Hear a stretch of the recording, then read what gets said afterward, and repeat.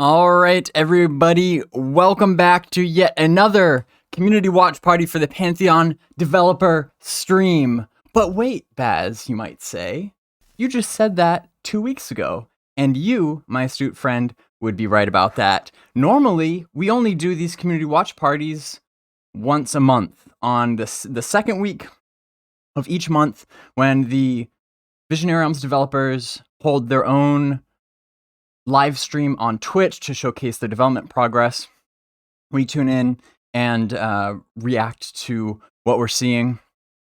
But this today is a very special edition of the Community Watch Party because this is not the typical developer stream. In fact, they are teaming up with their old friend Cohh on his Twitch channel to talk about some pretty exciting news lately. If you have not been paying attention, now is a good time to do that because in the last newsletter last week, Vision Realms announced that they recently received a $2.4 million investment in Pantheon, which is a huge deal for the future of its development. And so they are now on Cohh's Twitch channel, talking about that investment and what it means, and they're going into more detail about all that. So it should be very interesting, and obviously, I would not miss this. I want to be here with you all, so we can all hear about this together. You know, and I want to be clear right off the bat too that I did get Cohh's and Visionary Realms permission to restream this content.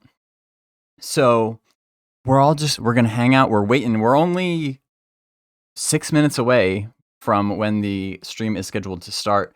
And I know as awesome as Cohh's community is, sometimes, you know, just by the sheer volume of people in his Twitch chat, sometimes it can get a little chaotic if you're trying to have a conversation. So I'm glad you have come here to take refuge with me so we can all chat about this together in a little bit more of a casual environment, let's say. So that's what we've got on the docket today. We are going to be playing Pantheon Bingo as we normally do, even though I have really no idea what is going to be said or seen in this stream. I've heard that, you know, obviously they're going to be talking about the investment. There is going to be a little bit of like gameplay footage shown, but this is not going to be live gameplay.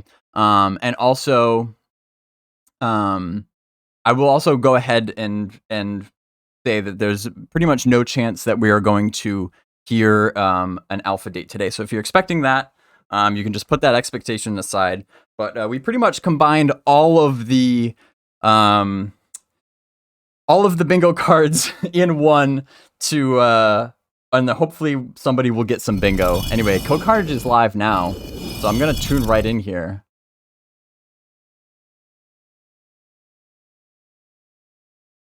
Set this real quick. With two integral people at the Pantheon project, Mr. Chris Rowan. Go ahead, hit exclamation bingo to get your bingo card. Check off your free space there. Project. It's going to be all about what's going on.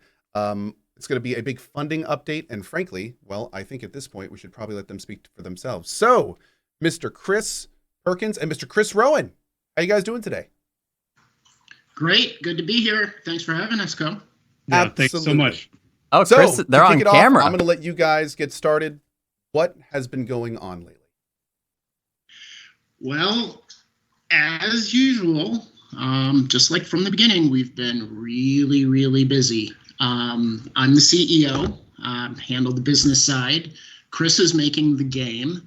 And so we're going to tell you a little bit about what's going on the business side and how the game's coming along. I like to say that as CEO of a game company, my only real job is to enable Chris and his team to do their job and stay out of the way. And I don't know, CP, how do I do? I think you do a lot more than you give yourself credit for, but you do it very well. And one of the core roles is, it's a business, and you got to keep things running smoothly. Even though video game studios are very much creative endeavors and you want to focus on that, you got to keep things going, you got to keep things running smoothly, and that takes money. And this idea started back when people started realizing that MMOs weren't quite what they used to be, and some of the magic was getting lost as companies started experimenting with new business models that maybe were kind of better for the revenue than the community or the quality of the game sometimes. And that brought us to a place where, frankly, Brad McQuaid and a lot of people in the community were just begging, in the gaming community, were begging for bringing the magic back, the essence back to MMOs. And that's how we got started. And we started back when crowdfunding was really getting going too. This game really was enabled at the beginning through the passion and the generosity of the gaming community. Got a great deal of money in via crowdfunding to get started. But what we're really here to talk about today is the fact that we've brought in some new funding. Through investors, we've brought in $2.4 million of new funding. That's on top of what you already had. I'm sorry? That's on top of what you already had. Yeah, good point, Cohh. We had... I'm going to take investment too. Investor investment, about the same thing. Funding already, and we brought in an additional $2.4 million in equity funding recently, and that puts us over $5 million of equity funding plus the crowdfunding. Building a game is a big, expensive endeavor, and an MMO is really ambitious and harder. This footage I would call a flyover. Although that looks like a screenshot. No, it's a flyover. I think. Awesome. I think it's moving very slowly. With the way that things are going it's moving. now. It's not gameplay though. And how much can you kind of get into as kind of who are the investors? Are these friends? Are these business people? Like how did that whole process work, and how's that looking? Yeah, that's a great question. When we announced, we did see in social media, a few people were worried. A big company's coming in. Art. They're going to make them change the vision for the game. They're going to make them change the design. They're going to force us to create a cash shop and switch the game to pay to win. And I'm here to tell you none of that is happening. We have, along the way, had multiple offers to, quote unquote, sell out the vision. And that's something that very stubbornly and very proudly we haven't done and we're not going to do. The investment came from very like-minded individuals this time who believe in the vision, who have a tremendous amount of exposure to what goes on behind the scenes, what our plans are, our current status. And these are people who really believe in what we're doing, where we are, the progress we've made, and where we're going in the future. So these are individual investors. Very important to note, accredited investors. That's kind of a fancy finance term, but we don't want to take money from, we don't want to take Granny Smith's retirement money. We don't want to take money from people who can't afford to lose it. So we only take investment funds from what's called an accredited investor. And there are certain rules and regulations and what makes up an accredited investor. But basically, it's a savvy person who has a certain amount of assets or a certain level of income who can basically afford to lose the money. So we're very particular about that as well. But again, savvy individuals who believe in the mission, who have turned the company inside out and checked out our financials and our progress behind the scenes, and really believe in where we are. what we're doing and where we're going. Awesome. Very cool. I'm sure I've missed some words so far. This is always harder than I think it's going to be. The producer's letter and everything about kind of the funding series and all of the different kind of things behind the scenes that may not normally come up to some people, but in a situation like this with Pantheon, it's the kind of situation where you guys are a little bit more forward facing than most. You know, you're a crowd-funded game and you're very transparent with the community. So how does that whole system work? Yeah.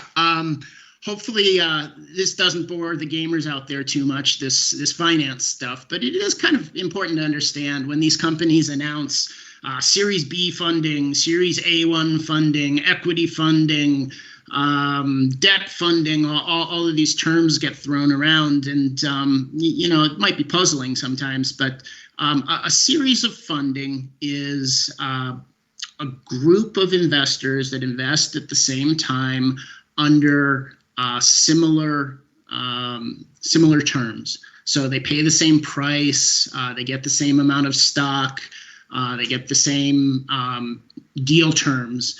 So, you know, we've had Series A, Series A1, Series A2, and now this is Series A3. So A3 is a group of people who, you know, paid the same price under the same terms. And pleased to say that with this Series A3, it's our last round of Series A, and from here we're moving on to Series B. That's an important step in the growth of a company.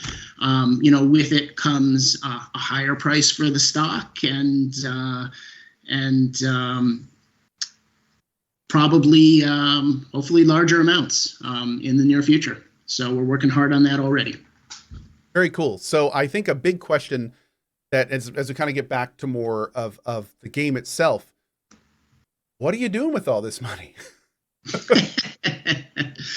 Yeah, you get all sorts of speculation on the internet. The internet's an interesting place to watch people analyze how game companies use their money. But I will tell you that this company started in a garage with very passionate, like-minded individuals who agreed to and believe very strongly in a vision, the vision that is Pantheon. Oh, vision. That would be a good word to put on the bingo card. Game that captures the essence of what made MMOs so magical. How did I not think of that before now? A modern package with some innovation and some new features.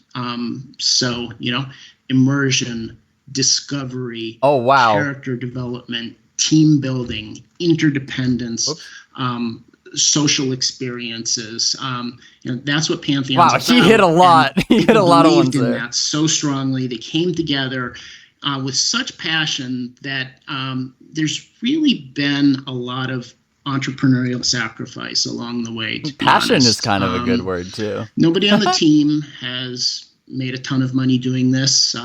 In the beginning, a lot of people were taking no compensation, and you know, we had to build up systems. You have to buy software licenses, but the most important asset to doing something like this is the people.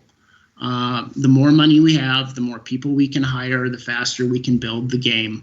I'm pleased to say that, and Chris Perkins will talk about this more, but technology-wise, game code-wise, we've come to a very important point where the game building tools are mostly finished. You know, they still need some polish, they still need some features, but we've got these tools ready to build the game efficiently and in a data-centric, dynamic way. And that's going to allow us to, from here, accelerate, move a lot faster, use our resources better, and fill the world with content. And so what you're going to see now, up until now, there's been a lot of time spent on programming. You're going to see a much bigger focus on art and artists and content creators. And you will have seen that in our recent announcements as we've hired people. They've all been artists, concept artists, 3D artists, animators, people who bring the world to life. He said adventure fill it with too. content. I forgot that one. This is hard. Where does the money go? it goes to hiring people. Plain and simple, the people who build the game and fill the world with content.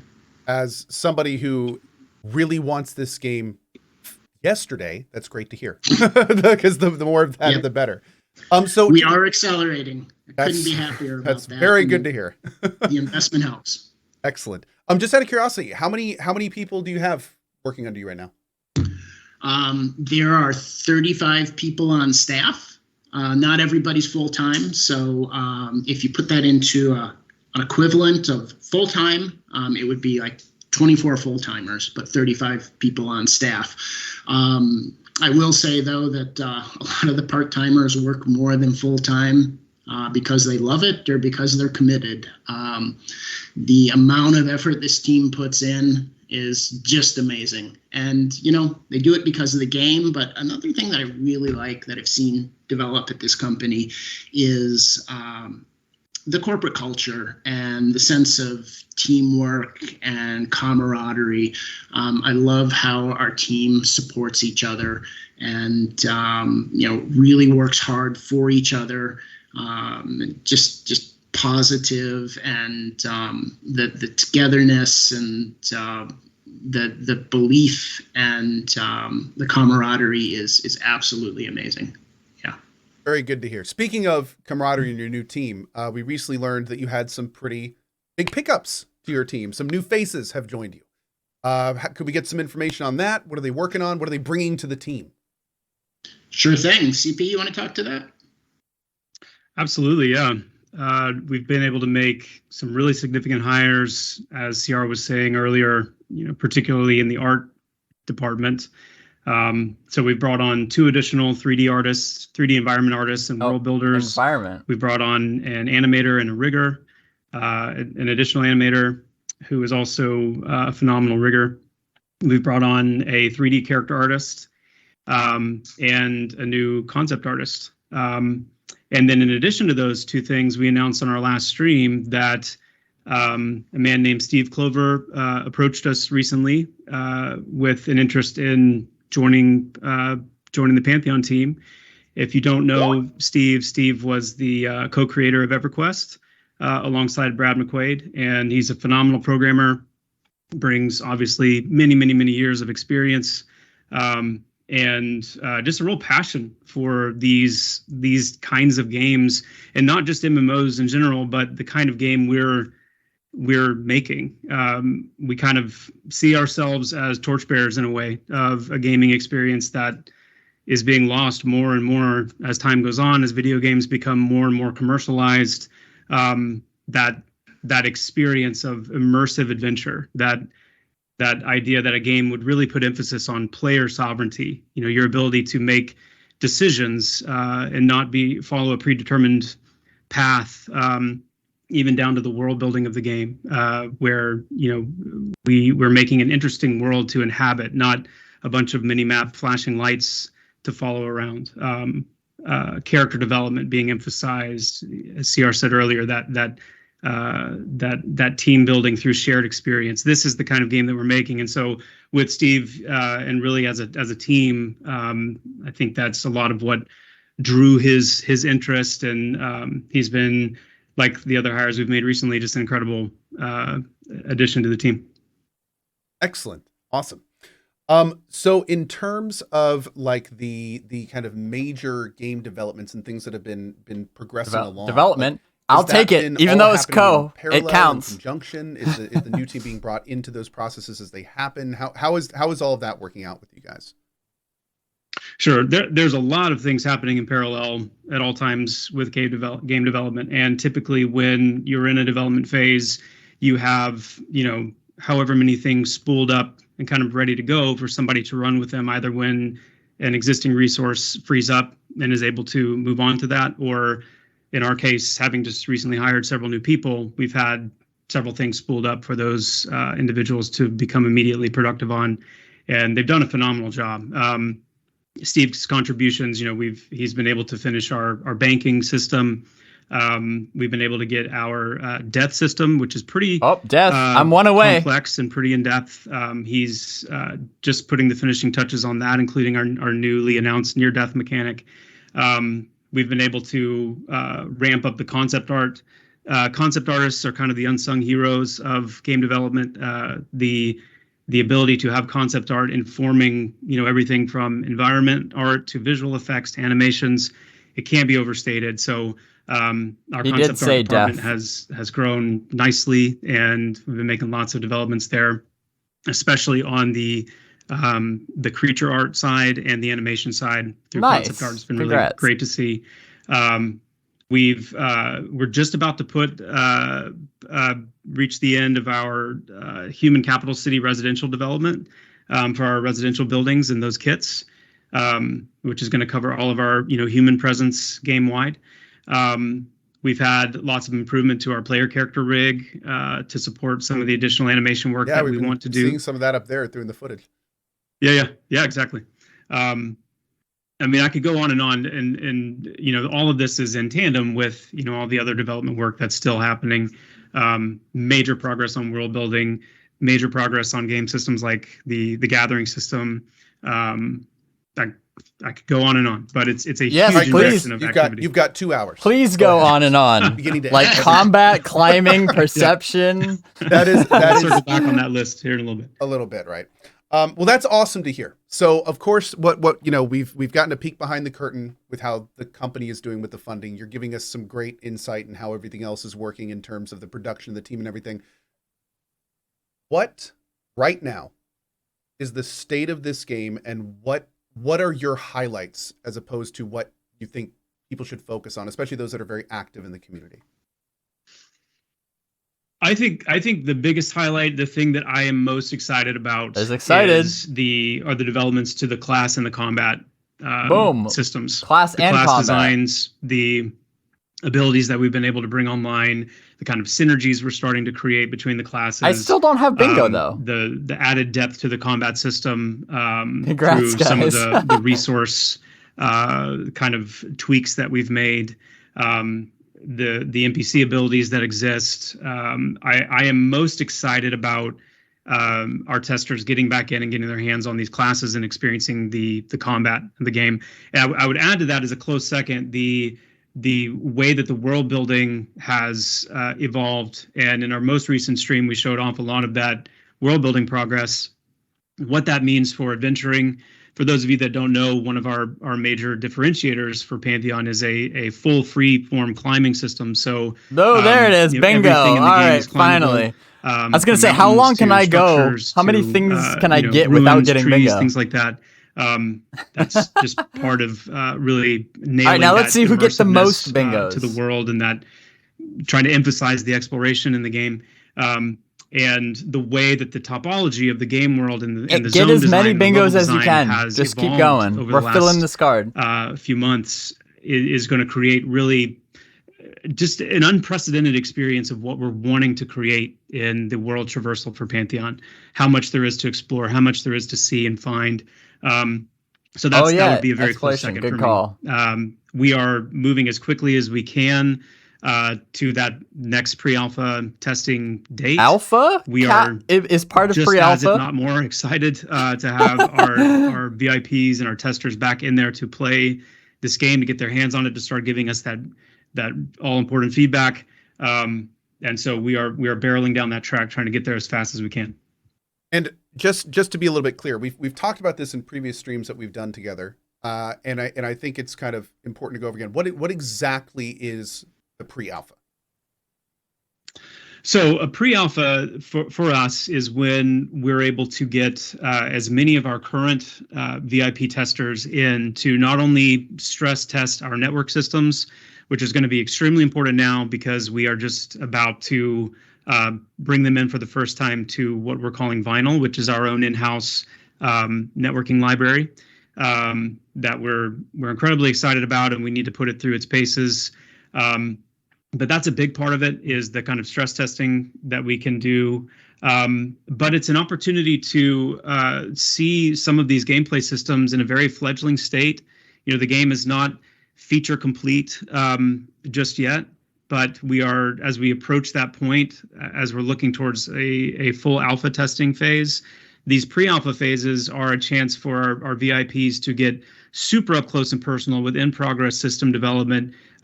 We have some really robust feedback systems where we're able to hear directly from our testers. And, I'm sure many of them could speak to the fact that we listen very carefully to that feedback. We have, several of the tweaks that we've made have actually come directly from interacting with the community on specific points and really dialing in certain things. So it's a very involved, in the midst of pre-alpha tests, it's a very involved process where the community is able to get their hands on the game, tell us what they're thinking, what they're feeling, a chance for us to, fix things and polish things. But did he also say to, community? Really hear from Gosh, I people missed who are so going to be much. playing the game, whether it's resonating. Awesome. Well, on that note, I know that obviously you can't just let everyone play who wants to right good now. call, So how does that work? I How just you guys have, completely- like, a tiered system with the pledges Yeah, and that's things a like double that. What's bingo right there. What's the nitty gritty with all that currently? Yeah, CR, do you want to take the new pledge package? There's pledge. Sure. Yeah, we have a new pledge package. I only got called 5 more to go. Cenalan of the Black Rose. And this is a package that it doesn't include some of the typical VIP benefits, but what it does do is it gets you into pre-alpha testing, which will have several more pre-alpha tests. And interestingly enough, while I'm CEO, I also have a background in coding, so I'm the person who actually does the coding for the pledge system. And Really? we put it together, and we added the pledge, and we put it up a little bit early just to make sure it was working. And very quickly, people discovered the pledge and jumped on top of it and started upgrading to that pledge, or just making that pledge as their first pledge. So we've been very excited to see the reaction. It gets you into pre-alpha, but it's a little bit less expensive than the full VIP pledge, and it's been a hit. So on that note, talking about the pre-alpha access and things like that, how many more pre-alpha sessions are you thinking? There's going to be several more pre-alpha sessions throughout this year and into next year. We're promoting the newsletter signups to try and keep people as informed as they can. That's going to include our Road to Alpha update that we do each month. We're trying to keep a really, really clear view on what aspects of the game's development need to be completed for us to reach that alpha milestone, and we're trying to keep that updated consistently from month to month. So the newsletter is a great place to keep track of our progress on that front. Yeah. Fantastic. And by the way, just throwing this out there to announce in chat, I normally do this at the beginning when people ask, because of course, as you guys know, normally I just play games. But Pantheon is a little bit different for me because as a player of more social MMOs and having grown up in them, I'm very passionate about this project. I can't wait to play it, and I'm looking forward to hopefully giving a long time of my life to playing it. That being said, my normal thing is saying that no, this is none of these streams I've ever done with Visionary Realms has been sponsored. I'm just a fan that loves this project and wants to see it succeed. However, as I said in chat a little bit, I have recently transitioned to a bit more than a fan. I guess technically at this point I would be considered an investor. So no, I did not give the 2.4 mil. Lots of people did that. That being said, a small part of that, I am now an investor in Pantheon. I do want to see it succeed. No, they are not paying me for this. I'm paying them, I guess. How that would work. But yeah, so anyway, that's where I am now, and I'm very happy to be here.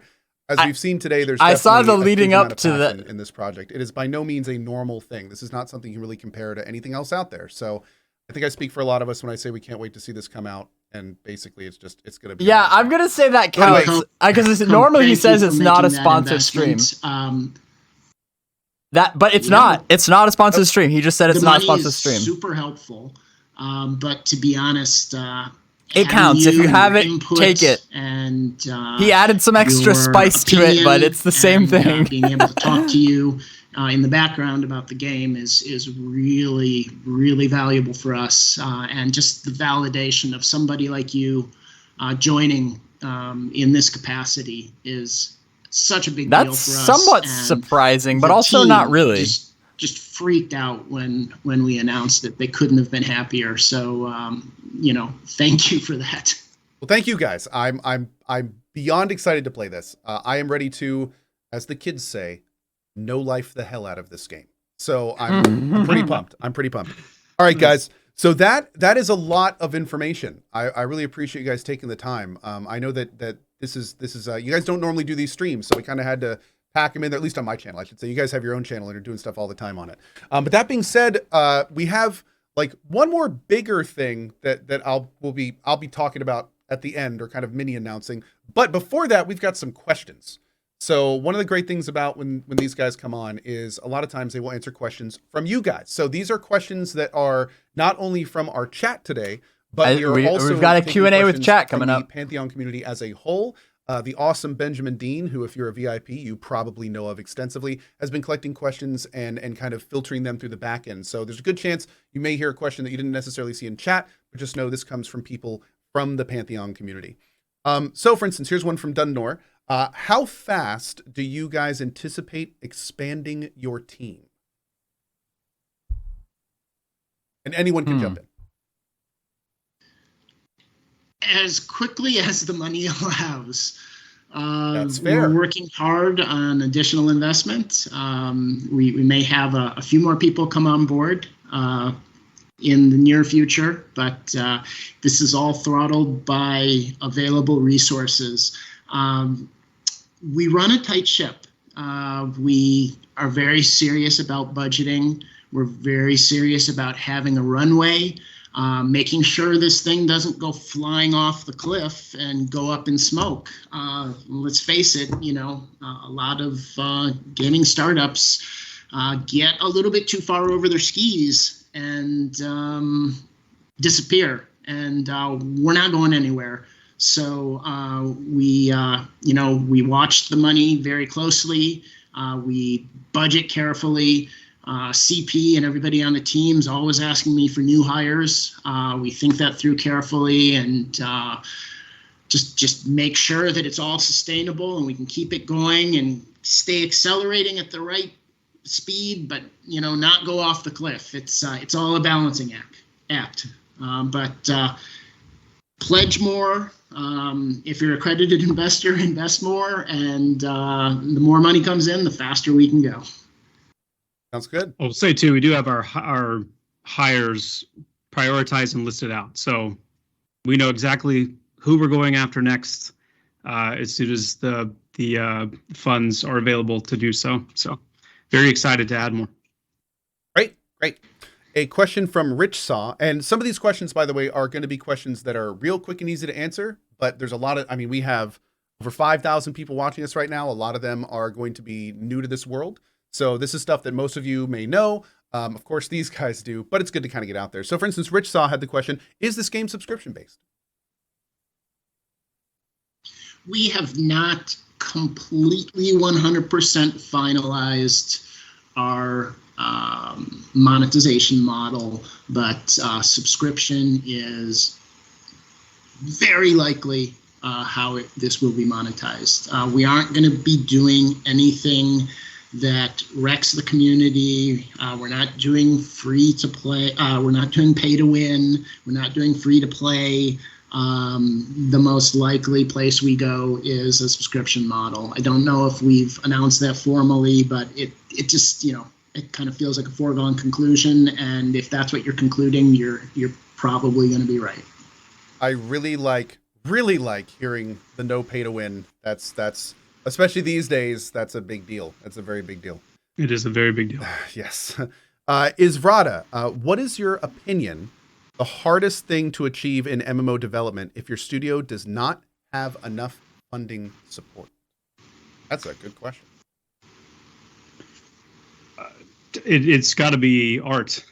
MMOs are the largest games there are, and the more you want to push the size of your game, the world, the more art you're going to need. Now, that being said, there are a lot of really good tricks. There are a lot of really good just protocol for how to create a very art-rich and varied world that also involves some reutilization of certain assets, so that you can populate more of the world with less art.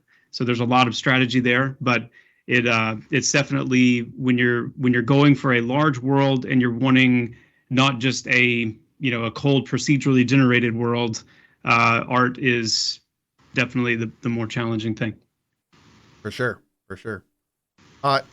Another question from a community member, Telepath. If players are able to find unique class builds that are effective at soloing, will those classes get nerfed, or will they be left alone to reward the creativity? Ooh, these are hard ones. They're trying to put you guys into. They're trying to get some quotes out of you right now for when they find those. But you said, yeah, that's right. I'm not going to get away with no comment on this one, are you? Well, I mean, it's up to you, but of course, the more you can give, the better. Yeah, I don't have any problem answering this question, because the reality is we're not averse to soloing. We don't snub our noses at players who are able to figure out ways to solo effectively. The more creative and kind of emergent those strategies are, the better. Where we will step in is more when it comes to an actual game breaking type of behavior, or something that's causing destructive or detrimental effects on the player base. But if it's just a player utilizing their class skills, getting powerful enough, finding something really cool, and then working out a creative way to make it happen, then that's great. That's good to hear. That's very good to hear. Totally agree. Awesome. Excellent. Athen, and this goes back to something that was mentioned a little bit earlier. If you're just tuning in, Vinyl is the proper term, network architecture you guys are using right now? What's the exact terminology for Vinyl? Vinyl is it's technically a networking library. Sometimes it's called a networking stack, and it's the underlying code that sends the messaging back and forth between the server and the client. Very important. MMOs, you have thousands upon thousands of people in the same space, and they're all sending these networking messages, and those networking messages need to be sent efficiently. They need to be prioritized and shuffled and sent to the right places. And Unity, Unreal, no gaming kit out there, no platform out there has a networking library or networking stack that's sufficient for the demands of an MMO. It's actually, making an MMO run smoothly is a huge, difficult software challenge.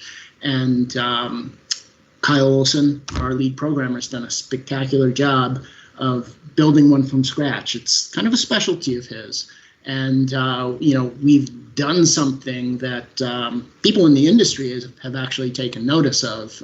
It's so performant, it's so flexible that it's going to not only allow us to have, a performant game, but maybe even, introduce some interesting features that might not have been possible with the previous networking stack or networking library that we had. Yeah. Awesome. Great. That question was from Athen, who wanted to know not only what it was, which is what you answered, but also was wondering, what is the current status of Vinyl? Is it ready to go, or are you guys still developing it? How is that working? Yeah, I'll let CP expound on this, but basically it is integrated in the main project. The game is running on Vinyl right now. There are some glitches that we're working out, which is something to be expected when you make a change this massive, but it's in there and running.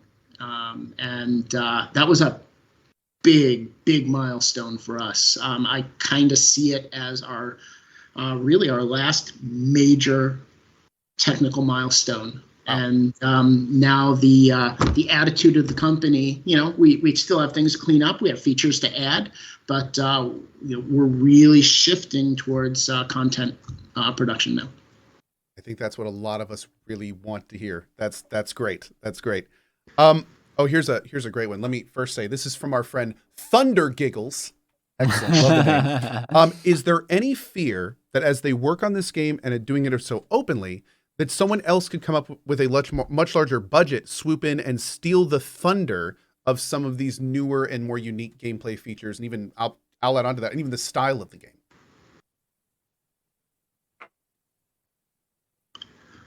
I guess I can take that one and see if you can add if you'd like, but we welcome innovation and games to this space.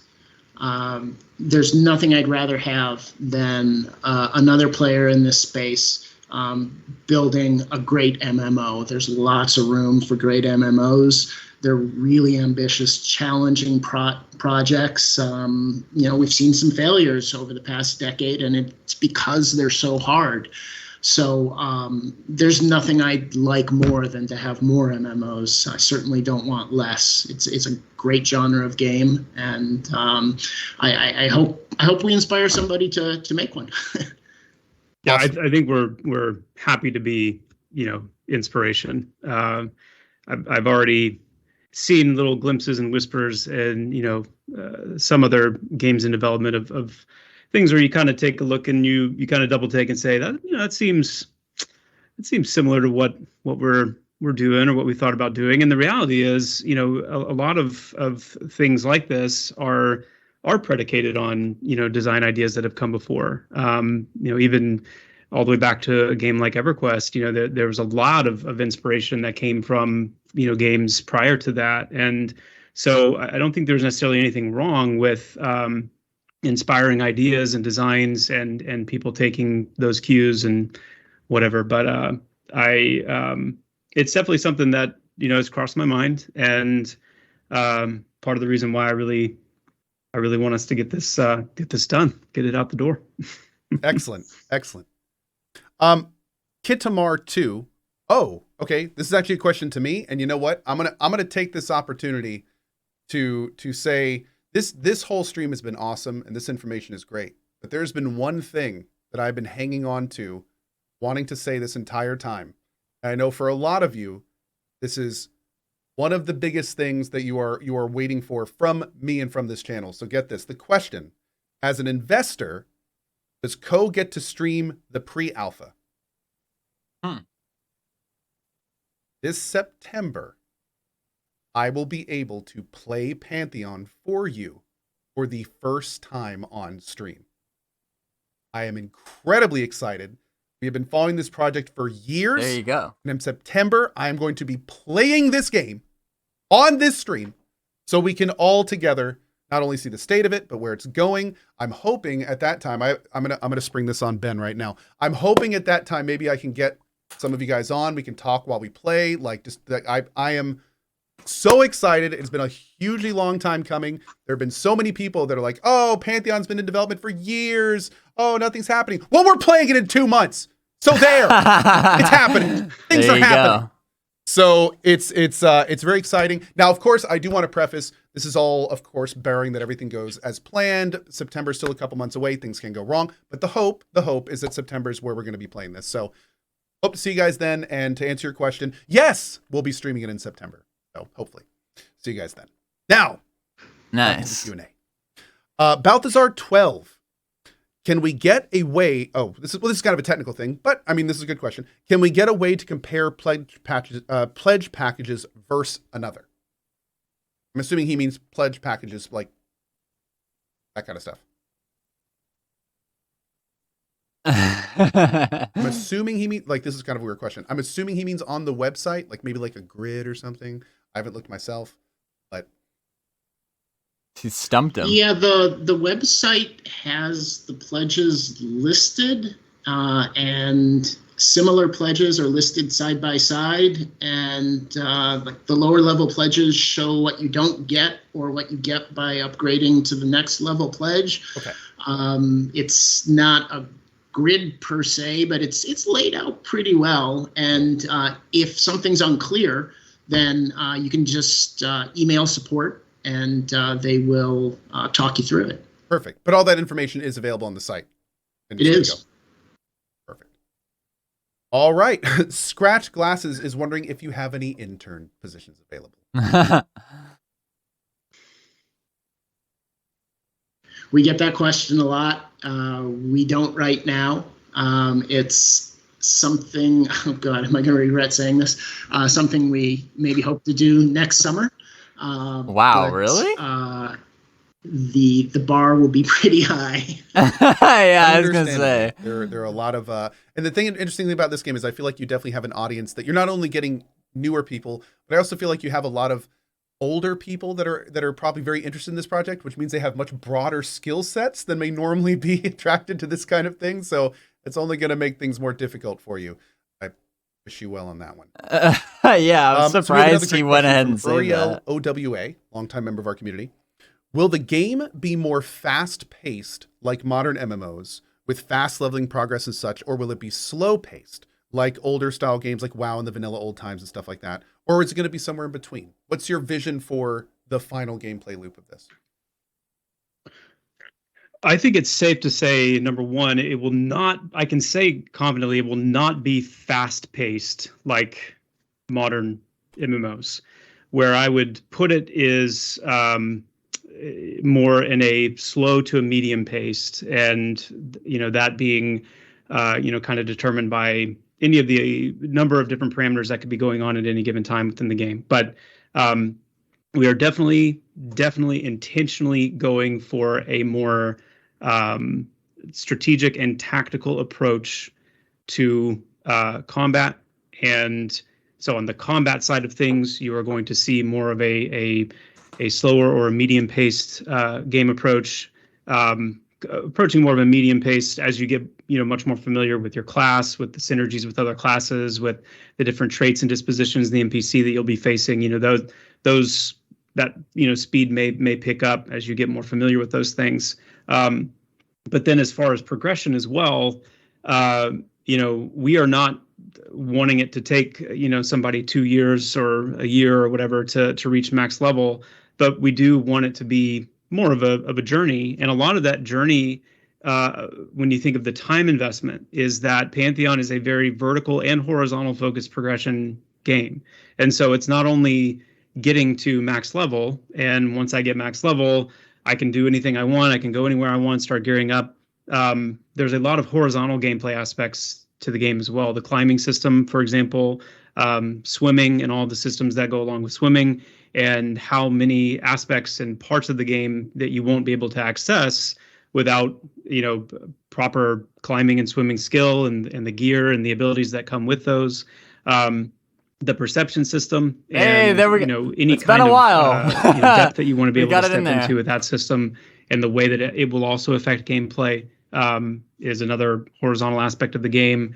The crafting, the gathering system, and the different kind of dependencies that adventuring will have on what that sphere can provide. There is a lot of horizontal aspects of the game as well. And we said this in the last stream, like you can, I think you said no life Cohh. I've heard it more recently as refusing to touch grass. However like deeply you want to play and focus on the game, you can barrel your way to level 50. But if you don't have the right skills, if you don't have the right horizontal aspects to go along with your character's development, then there's a huge amount of the game that you're not going to be able to access yet because you haven't spent time doing that. Acclimating to different climates is another example. Having the right kind of artifacts or abilities that you found to help you with different fractures you may come across. We are.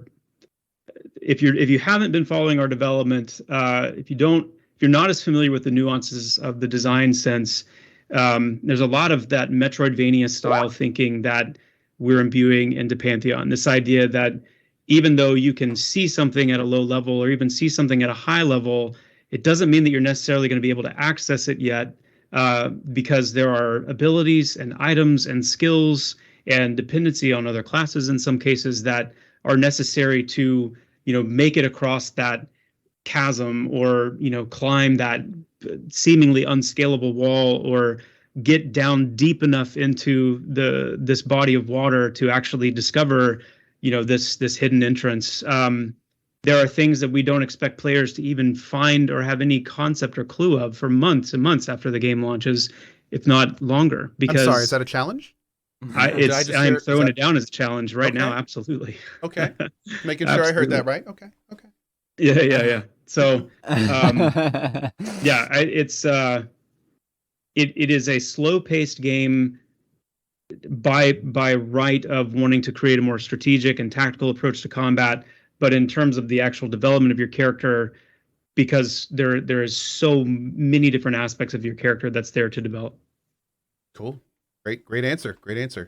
Now, this next question is one that I know a lot of people are probably curious about, because unfortunately, the reality is that this is an issue in a lot of games these days.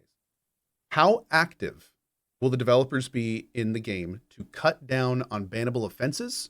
And will this be like a reporting ticket submission basis? Is there going to be an active, we're going after this type of stuff? Like how is VR planning on addressing this type of behavior in the game? We take it very seriously. These kinds of things, we've seen it, enough where games will launch and have, all the promise in the world, and then a couple of, dupe bugs or things that come in and wreck the economy and whatnot, and the pace at which the developer will respond to those things ends up creating, in some cases, irreversible damage to the game, to the community.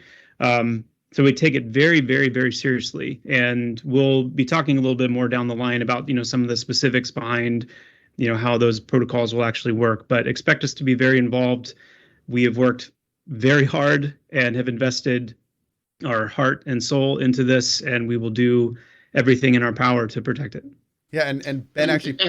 Go ahead. As part of that effort, we've actually defined a new role at the company, and actually appointed somebody already. Haven't announced that person yet, but we've defined the role of conduct and security manager, and that person's main role will be dealing with just such things. Very cool. That's definitely good news for sure. Another question, Tozazu. When will they engage their core to really test and balance the game to ensure that, one, it's a fun game to play, and two, it's going to keep people engaged and interested long term? Yeah, I mean, we're doing that now, and that will ramp up and continue to be our focus in alpha as well. It's an internal mantra, and it's something that we communicate consistently to our current active testing community, which is the game has to be fun. No combination of ideas and designs necessitate a fun experience. It has to be played, and then we're paying very close attention to how is the game resonating? Is it sticky? Is it something that you think about once you log off and you want to get back in? If it's something you can play and then walk away from and not think about again, then something is wrong. The good news is that our feedback so far is quite the opposite, and that there is a deep fun factor and a deep kind of clinginess that the game has. But we only want to drive that deeper, and we know that there's still so much more that will be coming into that to only increase that feeling. But as we get into alpha and as we grow from the current few thousand testers that we have available now for testing into 10K plus and beyond, once we get into alpha, then that's where we really will be doing kind of that final in the lead up to beta. That's where we really want to make sure that the game as a whole, game wide, all the different game systems and the experiences of many different types of players within that game are all adding up to what we're looking for, which is a fun game, a performant game, and something that players just can't get enough of. That's what we want to hear. Yeah, I want to give a shout out to our current QA team. Small as it is, it's really well run, and they do a great job of staying on top of balance and communicating in a disciplined manner. and making sure that we're always driving towards the kind of balance that will make it fun and make it long-lasting fun. It's kind of an unsung department and position that really deserves a lot of appreciation and kudos. So shout out to QA. You're here. Very cool. So real quick, we've got another couple questions, but I'm going to slide one in here from myself, if you guys don't mind. And this is one of those questions where it's like, I know the answer to this question exists, but I don't know how much is public. So feel free to just be like, we'll talk about that later. But one thing that I know, going back to that no life thing, is that I know how Chris was just talking about getting to max level quickly. And I am the type of gamer that does like to get to max level quickly. In fact, I used to do like world first leveling, you know, where I would get a team together and we would just play EverQuest 2 or Warhammer and try to be like the first of our class to the max level. So one thing I'm curious about is how much are you guys thinking about that end game loop when somebody has the two kind of big halves of an MMO are like the level up process and then the post level up process. So how much of a focus is the post level up process going to be in this game? Is this going to be the kind of thing where there's going to be like the world opens up when you get max level, or is it going to be the kind of thing where you're focused more on having like multiple characters and things of that nature leveling up? And then, you know, like how are you guys feeling about the end game experience in Pantheon? And if this is the kind of thing where you're like, we'll talk about that later, that's fine. Well, there is going to be a lot more to talk about on that later, but I can say a few things now.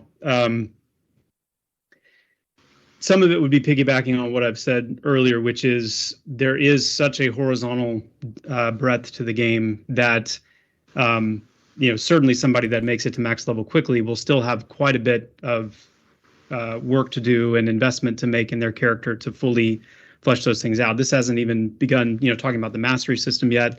And some of the other aspects of the game that are not going to be possible to complete before max level either. That's cool. Okay, that's a big part of it. The other piece has a lot to do with how we plan to handle our content consumption.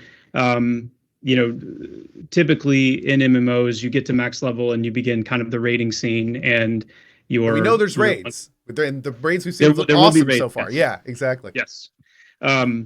Yes, absolutely. And, kind of a spectrum of raid sizes as well that we want to capture. We want to have some smaller raids. We want to have some larger raids. We want to have, some world kind of raid event type things. Oh, cool. The lore of the game is so ripe for dynamic events like that. And it's something I'm personally very excited about. But, we I think it was the last streamer, maybe the last developer roundtable, when we talked about dungeons a little bit, talked about how a classical model of kind of targets that you would be going after in a game like this, named NPCs, rare NPCs. We plan to employ a placeholder, rare spawn model, but then we also plan to employ a couple of other models as well, where NPCs that you might be going after will only spawn during certain events, will only spawn during certain times of day. Might have a pretty robust pathing, network where you're not really sure where they're going to show up. And so hunting for NPCs will be, something that you'll see more in Pantheon, where you're aware that something has a chance to be up and around, and you're actually, gathering clues. The perception system will come into play here as well. Faction will come into play as well in terms of where you may be able to get certain information to actually go and hunt for certain NPCs. Another interesting spawn mechanic we're going to have is I think we call it morph spawning, where in a placeholder system you want to find the placeholder and kill it as quickly as you can, as consistently as you can, in hopes the rare will spawn. Whereas with a morph spawn, it's actually the opposite. That a placeholder needs to stay up long enough for it to actually morph into the thing that you're after. And so the way all this ties into max level kind of, what do I do after I reach level 50, is to say that there's going to be a wide variety of content consumption, where it's not going to be immediately getting on this rote kind of clockwork, this time every week I'm going to this place to kill this thing. There's going to be a lot of activity involved in, finding the targets that you're looking for, and getting the right resources and the right group and the right people together. And I'm really excited about that. Not to mention, this is where I can go off on a little bit of a tangent here, but like when you start adding in things like you think Chris likes talking about the game? Unnatural phenomenon that can occur in different places that completely change not only the dynamics of the content and the encounter, but also what may spawn there. You're also hunting and searching for those events. We've got dispositions and traits that come into play that make things more or less challenging depending on your personal group makeup, and then can also affect the itemization of those areas. We've got the entire faction system at work, which is more than just a reputation system. It's integral to the ability to unlock certain merchants, to unlock certain access to different places. There's so much that is involved in not only reaching that max level, but as you said, Cohh, and it's one of my favorite ways to describe games like this done well, which is the opening more and more of the world up to you as you progress and as you invest more and more time in your character. Certainly post 50, post max level, more and more of the world will open up to you. Not even getting into special traversals, things that are designed to make moving and existing and inhabiting this world just more fun. Special ways of moving around, whether that's the climbing system we've talked about, the sprint mechanic we've put into play, in the way that your sprint skill, getting that leveled up, will make you run faster and farther. Short duration glide mechanics, maybe even some increased jumping heights, and lots of other cool things that are there to, again, just kind of really play onto that sense of I am developing my character in so many cool different ways. And this world that is so massive and immersive, I feel like I'm opening up more and more of it to me as time goes on. That is a very exciting answer. Last tiny follow-up to that, by the way. Joppa monologue. Are there going to be mechanics in the end game that Joppa promote talks for more than exploration 5 of the minutes. entire world, not just necessarily like going to the highest level areas and stuff like that. But like one thing, for instance, I love so much about EQ is sometimes the best items for a certain slot on a certain class dropped in a level 20 dungeon. Or like, at the bottom of a city, maybe you have to go down into the sewers and pick something up off the ground. Like, is the game going to be like very varied and encouraging even end game players to just kind of go everywhere? Oh, totally. You said it so well, good. even just in the question. That's absolutely it. We are not, number one, we're not afraid to make things very, very easy to overlook. That's in a game like this, we're not shying away from things being very easy to overlook. So yeah, that tiny little golden ring at the bottom of that lake in that kind of obscure part of the zone, sure, that might lead to one of the best poison resistance relics that you can find. And sure, down the line, someone will figure that out and there'll be some guides put out there and whatnot. But the key is like saturation. We want so many things like that where it is just that one person's one fateful day where they stumble upon it and all of a sudden they've uncovered something very cool. But then going back to the Metroidvania point, one of the things from my childhood and one of the Zeldas and the Metroids and the Castlevanias in those games, one of the marks they left on me is that sense of you're earlier in the game and you see something or you're aware of something that you can't yet access.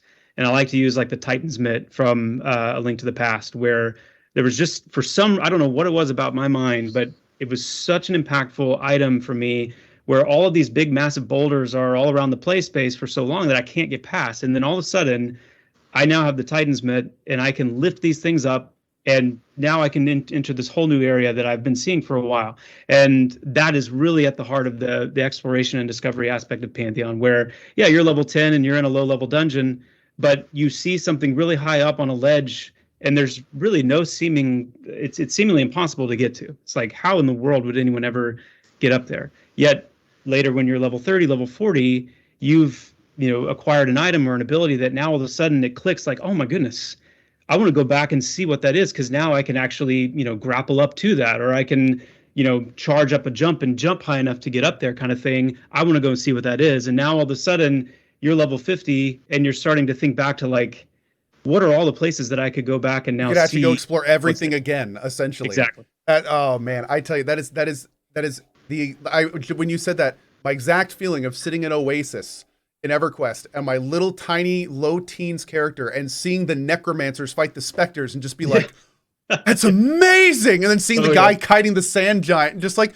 oh dude, just Absolutely. incredible. That sounds like you were the right person for this job. Okay, back on track somewhat. All right, so we've got a question here from Balthazar 12. Great question. This is another thing I loved about EQ, because whenever you'd come across these, it really felt like something special. Will Pantheon use a guide? It's like there are grappling hooks in Pantheon, guys. That's one of the forms of travel.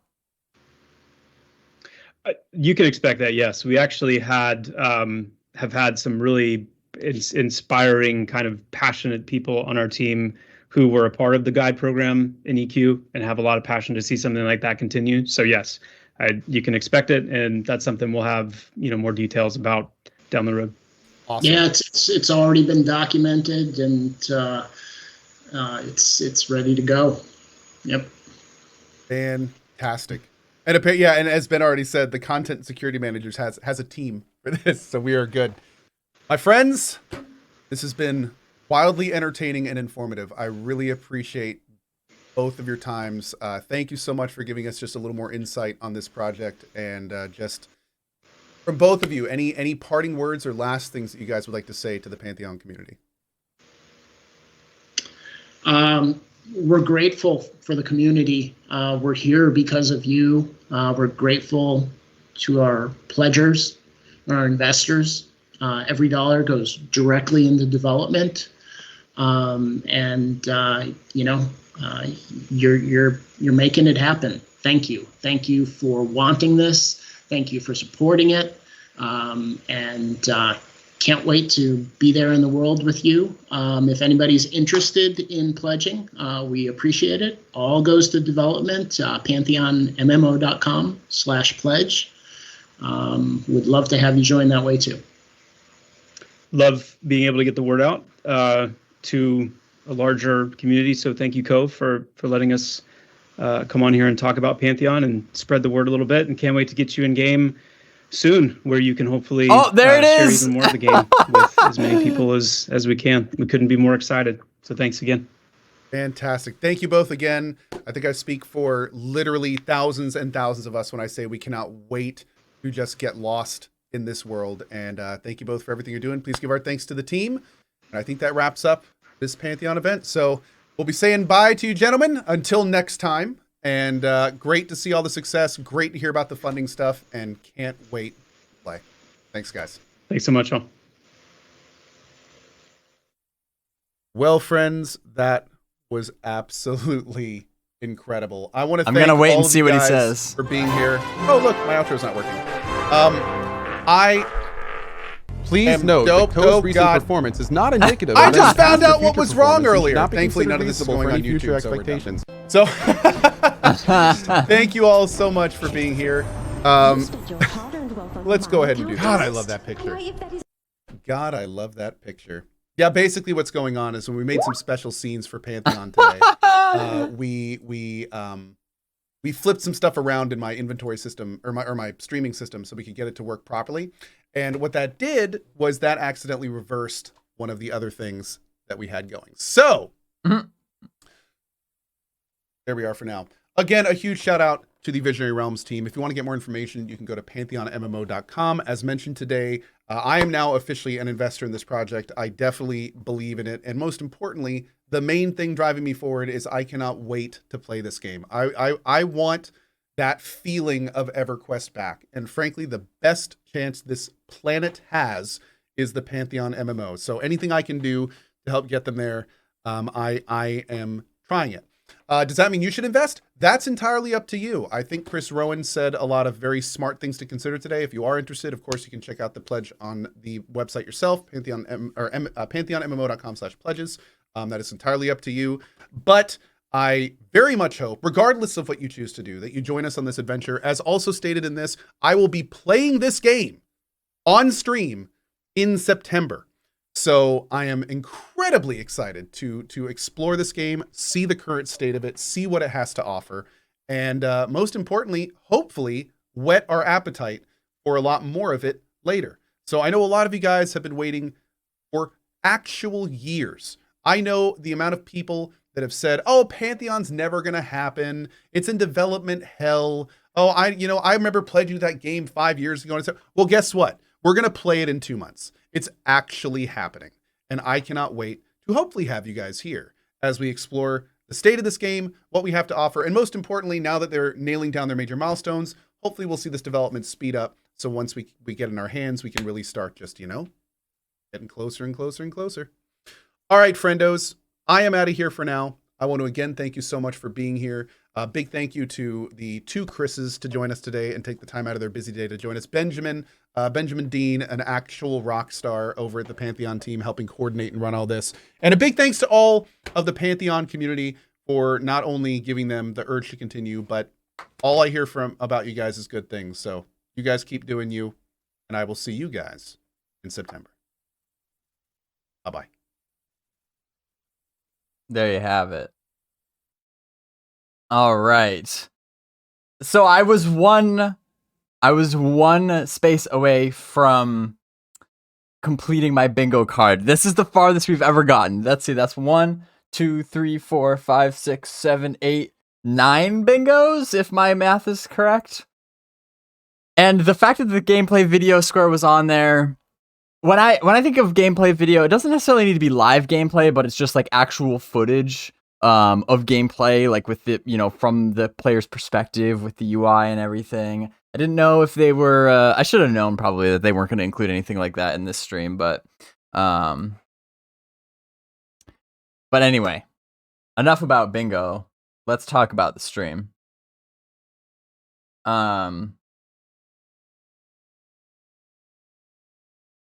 That was I didn't know what to expect. I told you at the beginning of the stream that I didn't know what to expect. But that was a really interesting and different type of stream for them to do. First of all, I think that was the first time that we may have seen CEO Chris Rowan's face on stream.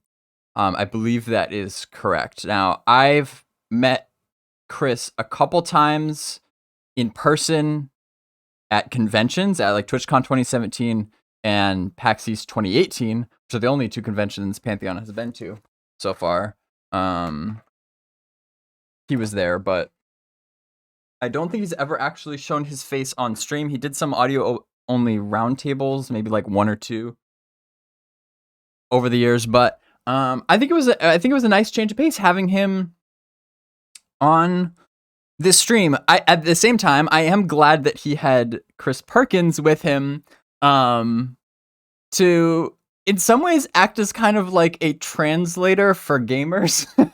Now, I know Chris Rowan is a gamer. He played EQ and all those like, classic MMOs and stuff. That's how he's been involved in the gaming industry for a long time. Like, he knows his MMOs, but also he is very much a businessman and has been a businessman for a long time too. So, and you can kind of tell it's interesting when he's in the spot like this and listening to how he's communicating. You can tell that he is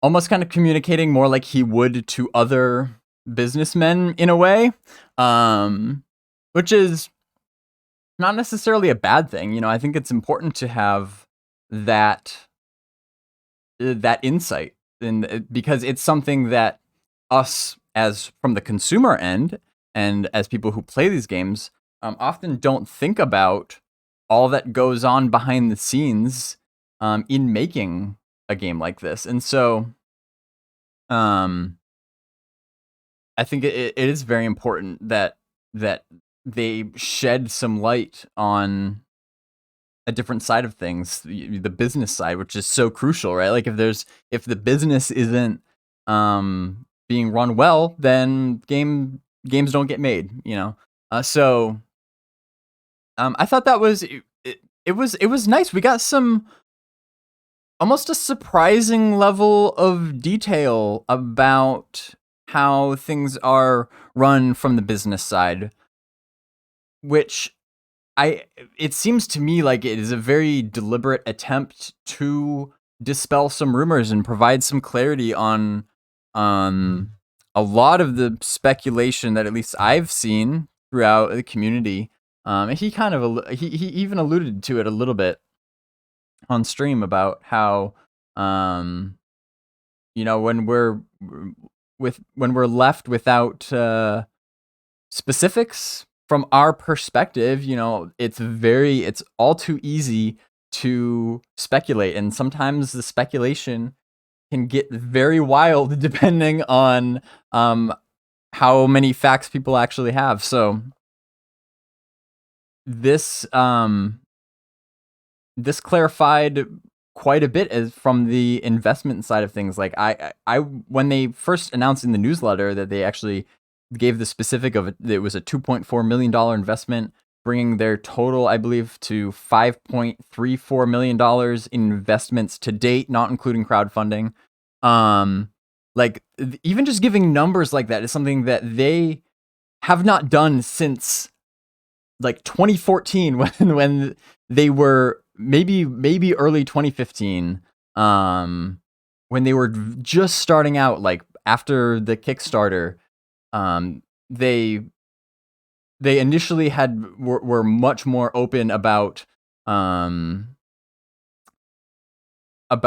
like their funding situation, and around the time when the first angel investor came in, a lot of that those specifics kind of got tampered down, and ever since then there really haven't been a lot of specifics about what their financial situation is. And now the reason that a lot of the specifics were kind of withheld for so long was because it's kind of a double-edged sword. Like if you have some of the information but you don't have a complete picture of the situation, sometimes that makes actually the speculation worse. I wasn't part of the community at the time, but I have done a fair amount of research into what was going on back then in the 2014, 2015, when Vision Realms was very, very new. And they actually had a tracker, like a live tracker on their website that kept, anytime somebody pledged, or at least if it was working, theoretically, that's another problem. But, it would constantly update the total amount of money that they had raised to date on their website, and people would take that and then just run with it. If that's all that they have, if they have a number, then all of a sudden they start trying to crunch all these different formulas and stuff and extrapolate, and so it's a double-edged sword if you don't provide enough context into what these numbers mean, because that it created all sorts of just wild negative speculation back then. So at that time, I think it made sense for them to kind of just do their thing and not and kind of withhold some of the specifics as to what was going on financially behind the scenes. So my impression though at this point is I think it's probably a good sign that they are now willing to start talking about that in a little bit more detail. I think they're a little bit more confident about where they are and where they're going now. They've obviously, the company has come a long way since those dark ages of 2014, 2015 era. So I for one appreciate the clarity on the investment side of things that they have talked about. Even though I don't know if I've ever really talked about it, and I don't know if I should, but I'm going to anyway. A lot of people don't know that in, I think it was 2019, I was doing research, as I often do. I'm constantly digging deep into the internet to find information about Pantheon wherever I can find it, and I stumbled upon one of these websites where investors connect, and I came across some of the information about some of the investments that had taken place up until that time. Now, at this point, that information is pretty outdated. But I just kind of kept that to myself and just filed that in my own database.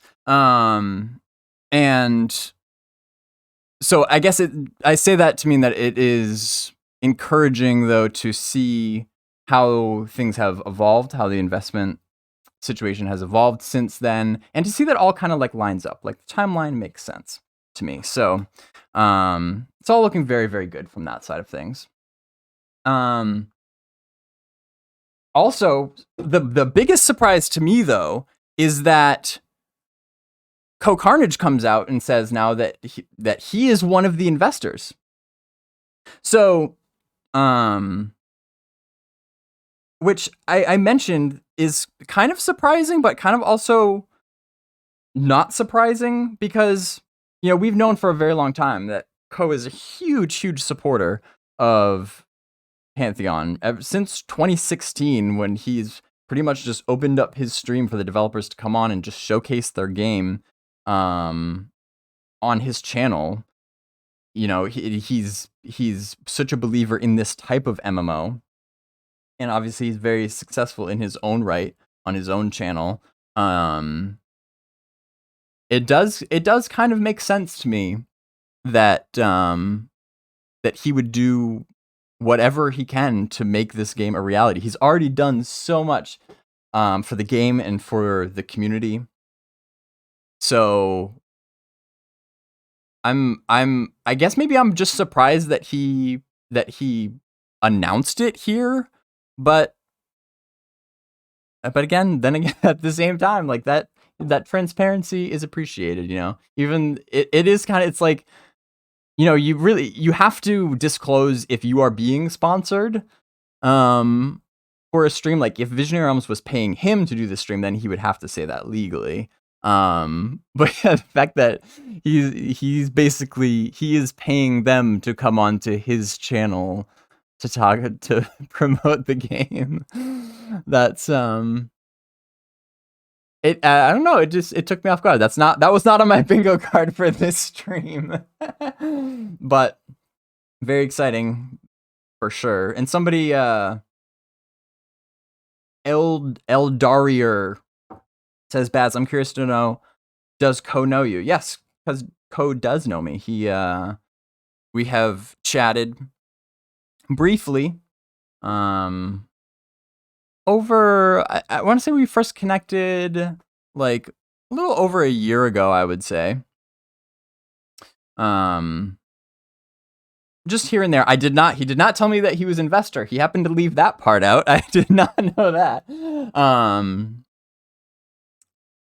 But yeah, you know, we're both very big fans of Pantheon. He must have stumbled across my channel at some point. And so yeah, I love talking to Cohh. I'm very glad. Again, like I said, he's been a huge proponent for the Pantheon community. So I always enjoy talking to him, and I'm sure that I'm not the only one either, like that he's reached out to in the Pantheon community. He wants to do anything that he can to build up the community. I'm very, very appreciative for that. Sorry, I'm still getting caught up on chat. You guys have a lot to say about the stream, and rightfully so.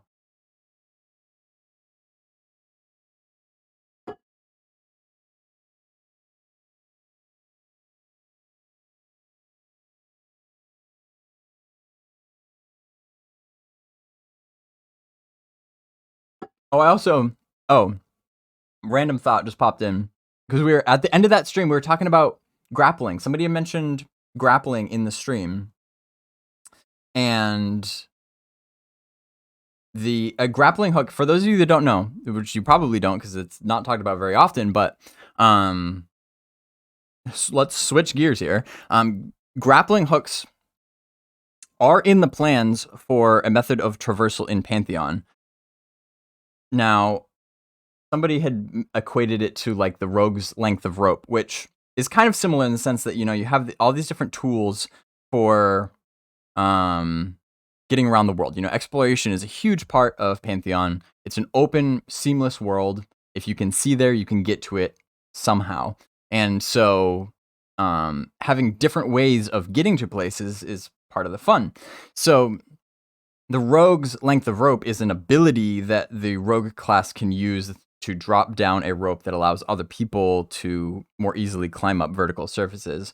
But that's not really the same as a grappling hook that is, at least what they have revealed so far. One example that they gave is called the Skyhold Grappler, which is an artifact. And artifacts are a special type of item, a pretty rare type of item that are usually used to counter certain fractures. Okay, so like in the gameplay stream that we did in March of last year, there was Hayoket's Eye, which was an artifact in was it Helnir Cave or was it under Fortress Devair? I'm misremembering. It must have been in Devair in the evaluation build. Yes,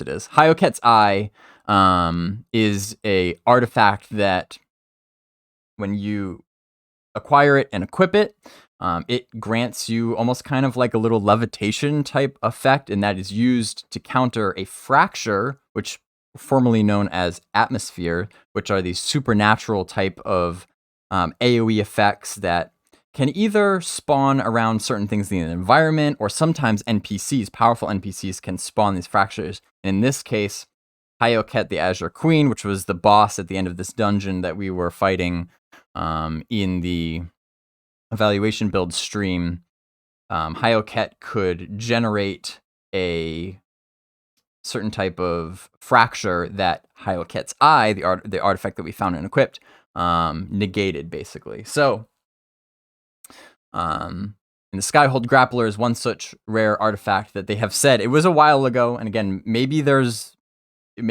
been adjusted, or maybe there are other forms of grappling hooks in the game that we're just not aware of.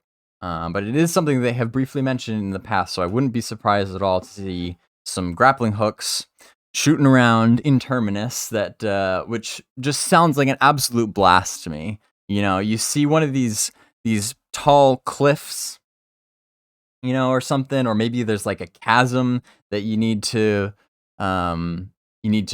cross, and maybe if your climbing skill isn't quite high enough, you just shoot that grappling hook and it will pull you to that area where you aim, which is awesome. Because also, by the way, which reminds me, there's also, even though it's a tab targeting game, being able to target the ground or manually aim certain abilities is very much in the cards. Some of the ranger abilities have been said to be manually aimed, like Silent Arrow, I think it is called. It's a manually aimed ability.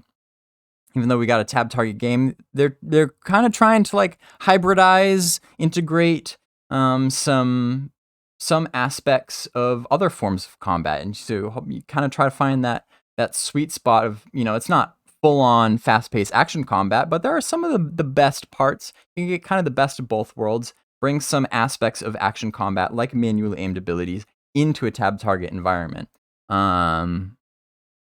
So they have definitely talked about things like that, and so I say that in such that I would imagine that the grappling hook would be something like that, where you manually target an area in the environment and will pull you to it, which I can't wait for the first time to be able to see how that feels, because everybody loves swinging around from grappling hooks.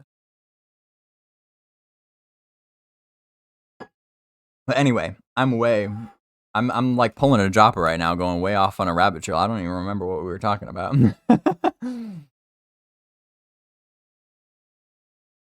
Donler says it was fun seeing Cohh give a shout out to Baz in a prior stream. Yeah, he did do that. At the very end, what stream was that? That was 2019.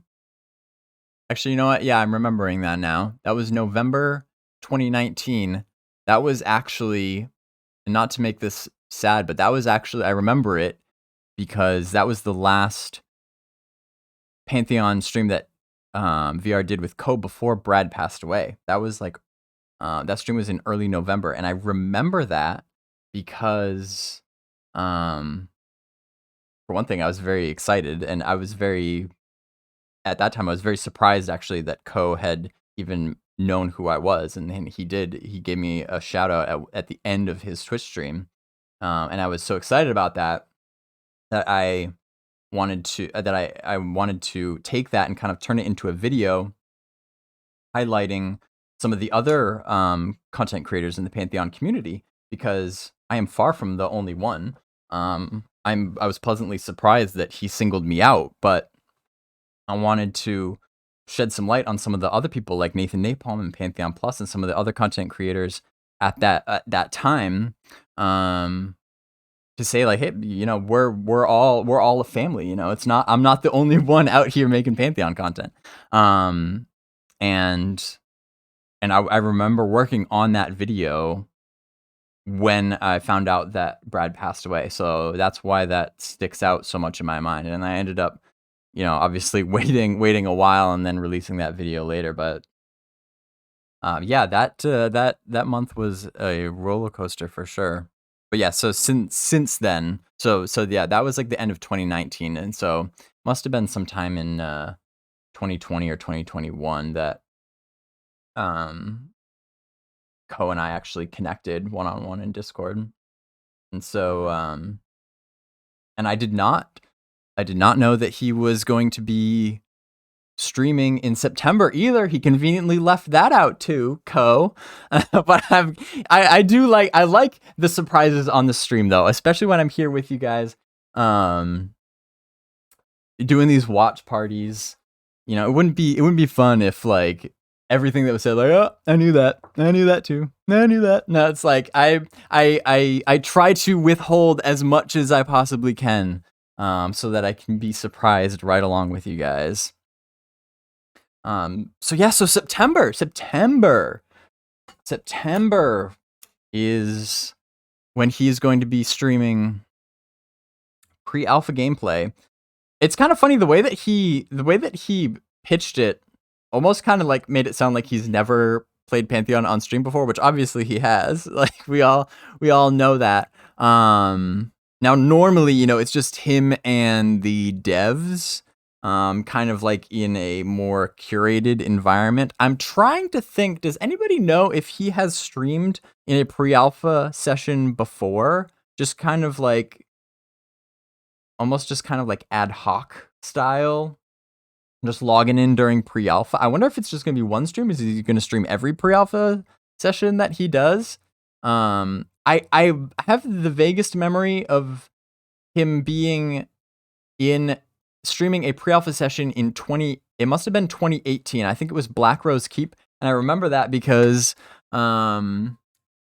there was, in the background, there was the group of gnomes. Do you guys remember this? There was a pre-alpha testing group that was just an entire group of 6 gnomes that all grouped up and did everything together. And I remember them being on stream briefly because they were on the ramparts in Black Rose Keep, and Cohh stumbled upon them, and thought that it was hilarious. So I think he has streamed. He might not remember that. He might not remember that. I think he might have streamed one pre-alpha session in 2018, just briefly.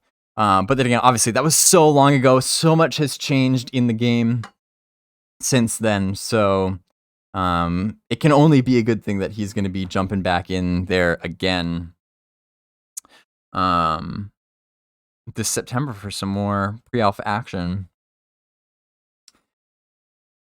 You know, in the official, well, for one thing, so VR a little bit ago had said that, you know, the next pre-alpha test session will be before the end of this summer. I think that was in a newsletter. So that's good. And then more recently in the official Discord, they kind of reaffirmed that they were looking at September. And yes, September, I know a lot of people think of September as fall, but it is technically summer. It's right. They're really kind of like pushing right up to the end of summer there. But and then hearing Cohh say it again here in the stream for everyone to see is only, in my mind, only further reaffirmation that is the target when pre-alpha testers will get back in.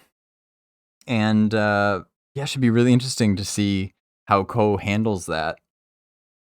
Streaming away and without, normally when they do these streams like the developers, it's they know pretty well ahead of time how it's gonna go. It's not really like scripted, but like, okay, we're gonna spend this amount of time in this area, etc., etc. But in pre-alpha, who knows what's gonna happen? And then you got the extra added dynamic if you get some the pre-alpha testers, he's interacting with the other people in the community. Who knows how that's gonna go? That adds a whole nother dynamic, but that really makes it feel so much more like an MMO. When he's in there in the evaluation build, streaming Fortress de Vaer, that was a great stream. But it almost kind of felt like he was playing like an Elder Scrolls game or something, because Pantheon has some aspects like that. But if you're just alone and you don't even see anybody else out there in the world, it makes it feel much more like a single player game. Like, people might tune into his stream and be like, this doesn't really look like an MMO, this looks like a single player game. So having the community in there with him, that adds a whole nother dynamic. So that ought to be fun.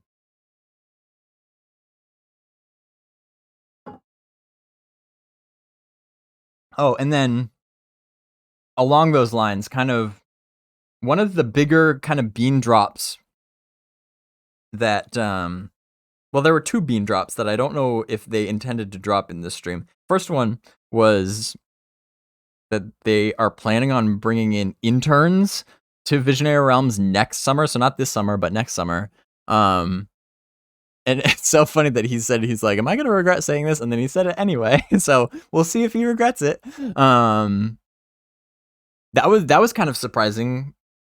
Now, I know, like, I've heard countless times, like, people in the community being like, hey, like, I have these skills, I have these programming skills, I have these art skills, like, I want to help, like, so many people want this game to happen that they're even willing to work. Like, I'll work for free. Like, just tell me what to do. I don't even need to get paid.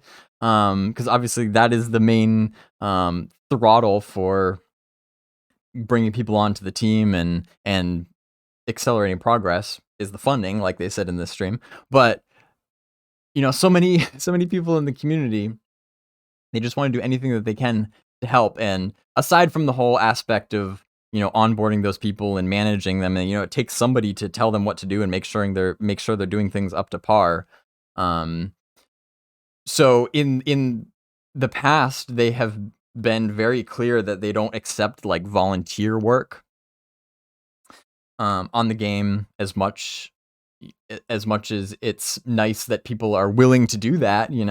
There does get some legal gray area where you start accepting work for free, and because you'd have to expect those volunteers to hit certain benchmarks and complete things by a certain deadline, and so then they start having like schedules and stuff, and it's like that starts. A lot of companies have run into trouble in the past doing things like that. Like, you're essentially treating people like employees without paying them, and that's just not okay. Because game development is a complex machine, and there's a lot of things that are happening simultaneously in tandem, and this department might be counting on this department to complete this thing by a certain date, but if this department is waiting on a volunteer to complete something that they started, but they can't really force that person to complete it by a certain date legally, then it's like that really adds a whole big mess. So that's unpaid work, though. So hopefully they can obviously interns are a thing, a very legal and awesome thing. So hopefully they can set up a program that will allow them to bring in some additional interns into the VR circle to contribute what they can. I think that's honestly something I had never really considered before, but if they can pull it off, that seems like a good thing to me. Oh, so again, wow, I'm really down the rabbit trails today. That was the first I think kind of unplanned bean in the stream. Second unplanned bean in this stream was Joppa, and I saw the hesitation in his face, which somebody asked a very, very good question about how many more pre-alpha sessions are there expected to be? Great question. Absolutely needed to be asked. And so, Joppa said pre-alpha sessions, there'll be several pre-alpha sessions that continue to the end of this year and into next year. And he kind of hesitated a little bit before he said into next year. But those are the words that he said. And I definitely understand why this would be disappointing to hear for a lot of people. Especially given the expectation that was set with Joppa's imminence speech at the beginning of this year, when he talked about how by the end of 2022, a lot more people will feel that Pantheon is a real thing that is actually happening. It is coming. That was kind of like that was the banner that he put over 2022. And obviously with that came the expectation of alpha in 2022. It's very, it's no secret he was very much kind of signaling toward that. I think he might have even used the word alpha in that speech, stopping short of confirming, guaranteeing, promising that alpha will be in 2022. But, it's no secret that that's kind of what he was at least hinting at. And so, with that, obviously, it's very hard to not let your expectations rise to the point of expecting alpha to be in 2022. So to hear that pre-alpha test sessions will continue into 2023, certainly might be disappointing for a lot of people.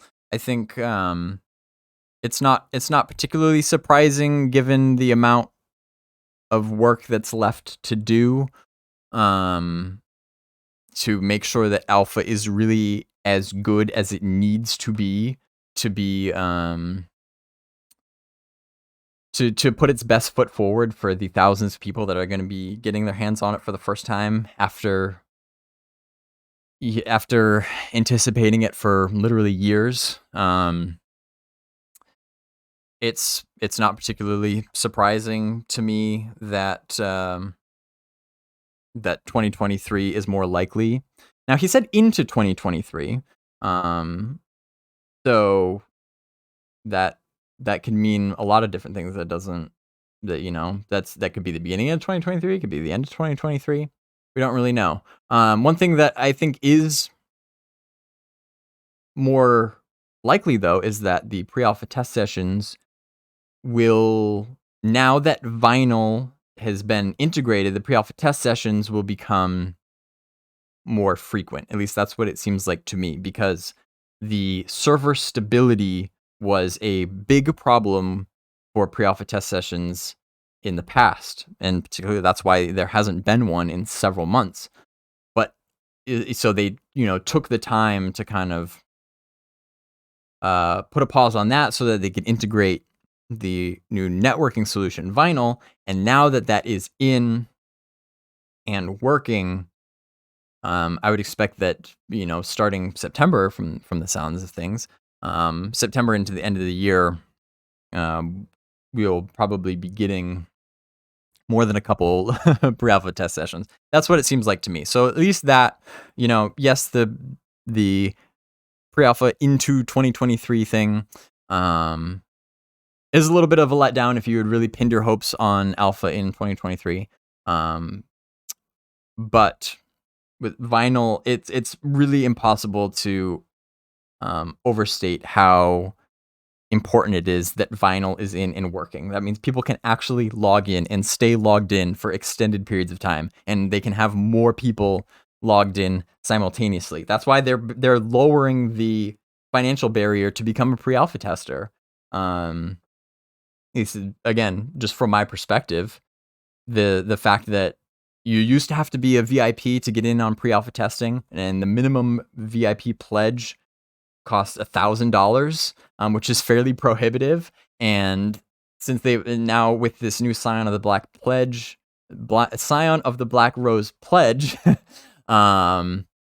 which is $750, that's 25% less than it used to cost to get into pre-alpha testing if you want to be a tester and help out with that. So again, I'm just giving my thoughts. I'm speculating a little bit here, but just from my perspective, but it seems pretty clear to me that this is an effort for them to bring a little bit more pre-alpha testers into the mix to start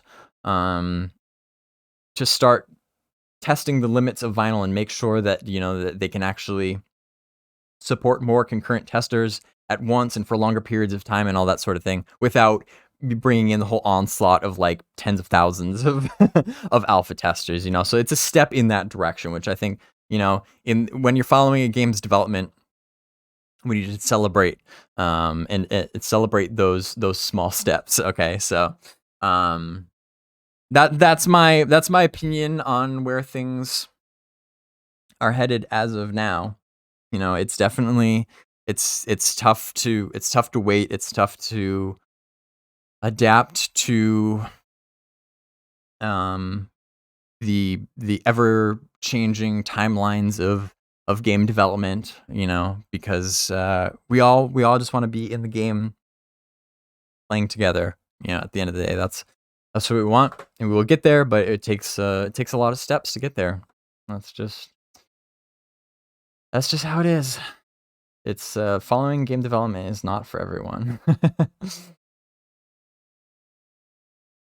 Mordred says, I think he means the first free-form stream.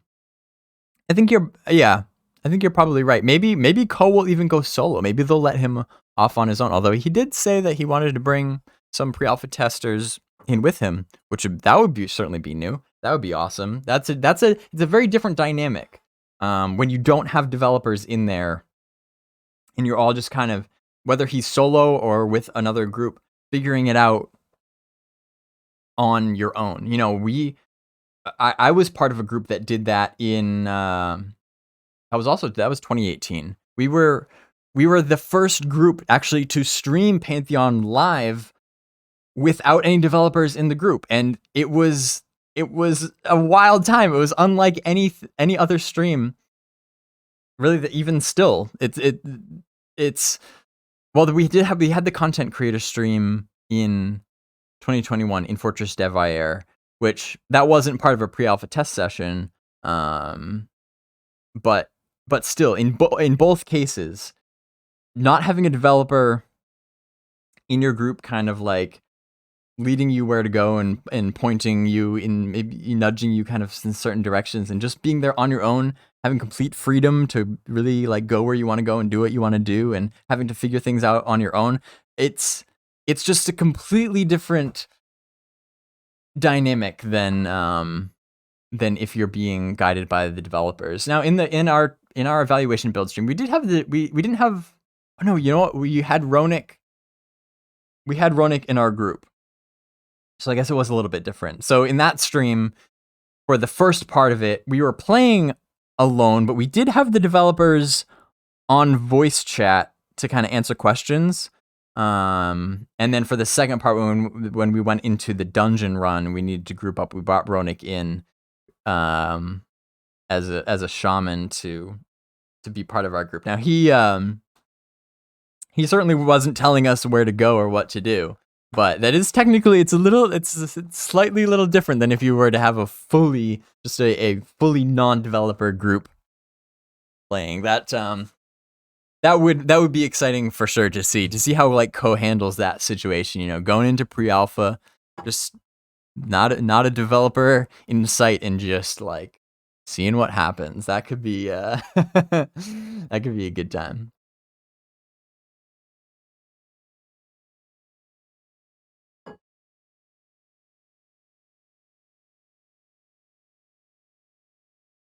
Minus says, did you cover the fact that Ronik died in the chat and that Cohh had to go in and res him from being silenced banned? Only Ronik can die in a Twitch chat and be res by the host. Is that true? What did I miss? What do you mean he died in chat? I'm gonna have to go back and watch that and leave it up to Ronik. Speaking of Ronik, of course, in our evaluation build stream, Ronik was the first one to die. Surprising nobody. Minus was there too. He remembers what I'm talking about. But yeah, that's a new one. That's something special. Dying in Twitch chat, he just can't help it.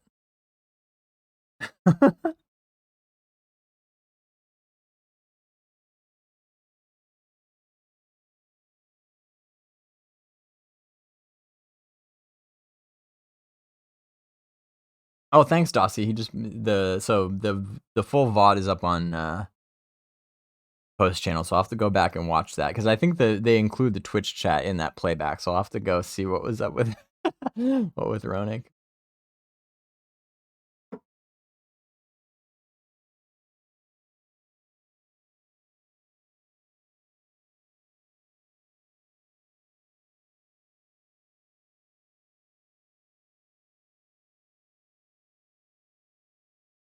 Nastran says, are they allowing other VIP people to stream or just Cohh? It sounds like just Cohh. They haven't said anything else about other people streaming pre-alpha. I think it is a good sign that they're willing to kind of let Cohh be on his own and stream the game. That means that they're confident in what they have and they're willing to just let it roll, and it's not like some smoke screen where it's like, oh, don't go over here or don't go over there and just do, stick to this path. That means that there's enough of the world that is presentable that they're willing to just kind of let him do his thing. So that is a good sign in and of itself. But I don't think we're quite to the point yet where they're just going to let any VIP stream, because that if that was the case, I would be all over that, but I don't think we're quite there yet.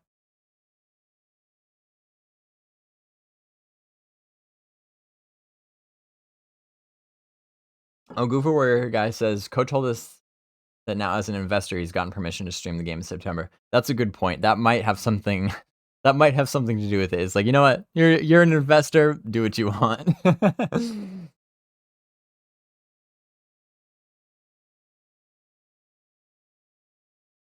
And yeah, investor more than just pledging is not investing. I know there's an argument to be made where you could kind of consider it like you're investing in the future of the game, getting in early there, but it's not literally an investment in the truest sense of the word, in that, and if you're an investor, you invest large amounts of money. I think I'm going off the top of my head here, but it's like accredited investor. It's, probably at least in the 6-digit range we're talking. And that, investors donate larger amounts of money in hopes of, when company in the game gets successful later down the line, they get a return on that investment. ROI. They get money in return for being an investor early on and helping support the development of the game in bigger ways. But as a pledge, really the best way to think of it is that it is a donation. You get rewarded with perks like early character creation and access to the VIP Discord and a whole host of other things. But pledging and investment, there's an important difference there.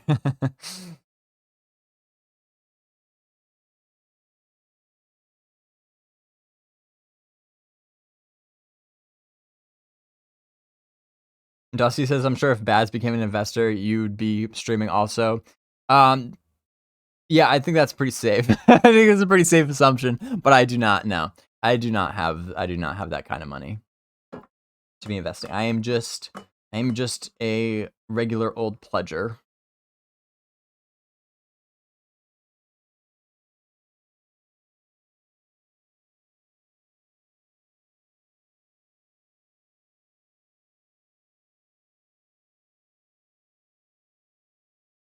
Oren says pledging is supporting the dream and investor is more of a business partner. I think that's a good way of putting it. I think that, yeah, I think that's pretty, it's a pretty good definition. Yeah, actually, and the more I think about it too, that like, I think it is a good move for Cohh to announce that he is an investor because, again, just for like the sake of transparency, he's putting it out there. That's like, hey, you know, like I want to make this game real, but he literally has invested interest in the game doing well, you know, and being successful, so that he can get a return on that investment. And you know, that's just, it's a good business move, and it's a good I think it's just a good ethical move as well to put it out there that says, hey, like this is my relationship with this project, you know. I think good on him for putting that out there. Because yeah, and if I were an investor, I would do the same. But yes, to clarify that I have not invested in the project. I am just a regular part of the community like y'all. I have I donated a while ago. I started off with a pretty small. It was an old Knights pledge, which isn't even an option anymore. See, that was back in. That was March 2016, or actually, I think April 2016. March 2016 was the first Twitch stream that Visionary Realms ever did. That was just on their own. There was no Cohh Carnage in the picture at that time, at least not publicly. Visionary Realms just did it on their own Twitch channel. The developers playing the game, and for the first time, and that was a big deal. That turned a lot of heads, including my own. It was right after EverQuest Next had been canceled, and so I had been a follower of EverQuest Next for quite a while. Obviously, was very disappointed when it finally got canceled, but then Pantheon swooped into the picture, whether by coincidence or not. they streamed like the next day after EverQuest Next was announced to be canceled. They hopped on Twitch, showed what they were doing, and obviously, as a big fan of this style of game, I was very intrigued immediately. I did not pledge right away, though. I kind of watched it fairly casually for a while, or at least like a month. Like I said, I think it was probably, I think it was like the end of April 29th, I think, 2016. is when I pledged to Pantheon for just $100. Again, because like I said, I wanted to support that dream, that vision, and just be a part of it, even if in a very small way. Because I want this type of game to get made, and that's still where I'm at. You know, over time, my level of involvement has increased. I don't remember exactly when I upgraded my pledge. I think it was probably 2017. I probably waited like a full year, I want to say, before I became more confident in my involvement with the project, and wanted to support it more and get in on, you know, the VIP roundtables and stuff to learn as much as I could about the game. And since then, yeah, I'm still just in the same boat. I'm just a guy who just wants to. I just want to help, you know, this game come to fruition. And because I don't have the hundreds of thousands of dollars to become an investor, I just spread the word wherever I can, and just share with people what I have learned in this journey, because I've been following it closely for a while. So I just always really appreciate the opportunity to talk to you guys about what I've learned, because and I can do all that from my little room here in my apartment, because trust me, as I gotta be honest, if I had hundreds of thousands of dollars, I would be buying a house. That's what I would do. I'm gonna be honest with you. I would buy a house because that's a priority for me right now. But we all know about the housing market, and I don't want to even get into that right now. But that's not really an option right now. So we will continue to stream and talk about Pantheon from my little apartment here. And I guess on that note, it's been over a couple hours, and this has been a grand old time. So I think I'm gonna leave it on that note. I'm gonna head out. And would you guys like me to provide a summary of this stream? I've been rambling for a couple hours now. The stream with Visionary Realms on Cohh's channel was about an hour. They hit it almost exactly an hour, and there was a lot of information in it though. So do you guys think that I should kind of condense things down? I can put it, like I said, this is just what I do. This is what I can offer. I can take that information, condense it down into like a much shorter video, put it up on YouTube to make it a little easier for people to digest. I think that's a good idea. Redbeard says, let's pool all our money and invest. Hey, also Mega Millions is coming up, right? I think so. I saw somebody mention that. I heard on the radio this morning that it's going to be like over $1 billion. If I hit it, which I'm not, I don't play Mega Millions. If any of you get it though, I will expect to be hearing some more investment news. Let's just say.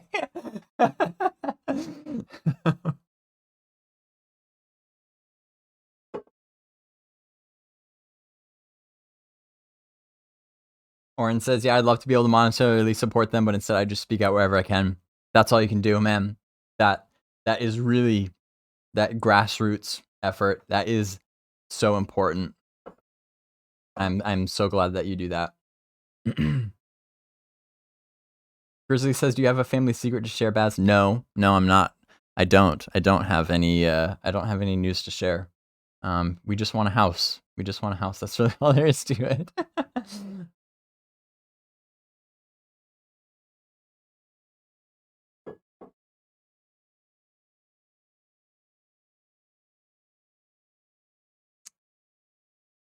All right. Sounds like you guys would like to see a little bit of a summary of this stream. So I will go ahead and get working on that right away. Until I see you again, though, thank you very much for tuning in. It really means a lot to me that you all want to come and talk about Pantheon with me. This is always a great time. And again, this was like a bonus stream. This was a bonus. This was the second one that we've done this month. And if any other news pops up, if there are any other surprise streams, we're going to do it again. But apart from that, you can expect to meet back here on the second Friday of next month. Okay? I think that's been the schedule. So let's see. So that's August 12th. Pencil that into your calendar. August 12th, because I'm expecting the next development Twitch stream from VR to be on August 11th. And then what we've been doing here on my channel is we react to that stream the day after so that we can pause the video and talk about it as we go. With this, we were watching live and it was a blast. It was tough to keep up with Bingo live. But that's why I kind of, let them talk, and then after the stream, add as many of my thoughts as I can, and we all just kind of like discuss it together. But next month we'll get back on track, back on the regular schedule, breaking down the video step by step. And I think we can expect to do that on August 12th. Okay, so stay tuned for that. And I hope to see you guys around the community in the meantime, in Discord, on Twitter. Feel free to reach out anytime. I love talking to you guys. So until then, everybody, stay curious and adventure on.